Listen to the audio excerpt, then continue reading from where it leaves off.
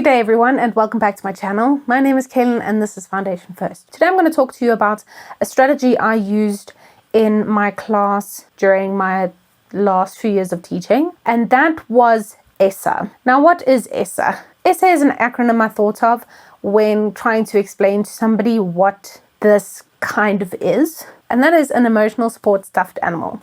This is Teddy.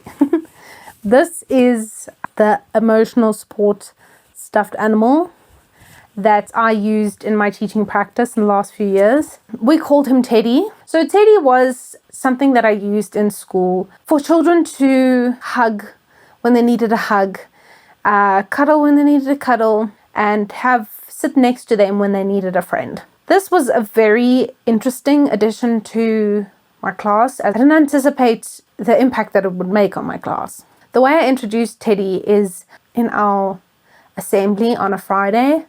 I told a story about my mouth is a volcano, and the story goes where this child really struggles with impulse control. And when I was reading the story, Teddy was sitting on a chair next to me, and Teddy would whisper in my ear because he was shy to talk in front of all the children. This story called My Mouth is a Volcano is about a child who struggles with impulse control, and it was specifically aimed at a child that was in my class at the time, where he would shout out a lot, he'd be very impulsive. And I thought, okay, well, we have lots of people in the school, many children who may benefit from this, but also helping children understand that some people just can't help themselves. I learned in university about sometimes you can use like a stuffed animal or a doll to use as a non-person to take the role of somebody who is maybe going through something that the child can relate to. So more emotional stuff. Teddy didn't have a voice but would speak in my ear. What happened is that I then went to the next stage and I was like, okay, Teddy says that he really struggles with shouting out in class and he feels bad because he doesn't want to and he knows he shouldn't, and then he's practicing very hard, etc. What happened after this was the most interesting part. Is that child who was in my class, who was the volcano, took such a liking to Teddy, was drawn to Teddy right away, and immediately wanted to hold him, wanted Teddy to sit next to him, and wanted to spend all the time that he wanted to with Teddy. Teddy was going to do work as well with him, and he was this child's friend. This was fascinating to me. What it seemed like is that this child saw a connection, like this little Teddy goes through something that I go through. Obviously, I don't know. Maybe he just could have liked the Teddy and wanted to have the Teddy and spend time with it. Maybe he needed a cuddle too, but it was very interesting because that's what it seemed like. It seemed like that this boy wanted to spend time with Teddy because he felt that there was similarity. Whether or not that's the case, I'll probably never know unless some study is done. After that, I decided to keep Teddy in my class. Teddy is actually my Teddy. My husband gave Teddy to me when I was in my early 20s, so he's special to me.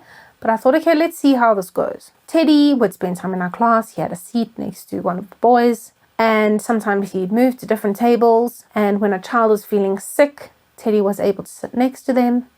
When they had a headache or they were feeling sad, Teddy would sit next to them and spend some time with them. If they needed a hug, they could give Teddy a hug. They also asked when Teddy's birthday was because they needed to throw Teddy a birthday party. This was all on them. I didn't push this on them. This was them. All these kids. These were 7-year-olds. So grade 1s. This was great because what I found is that children who needed a hug could take Teddy with them and cuddle him for a bit.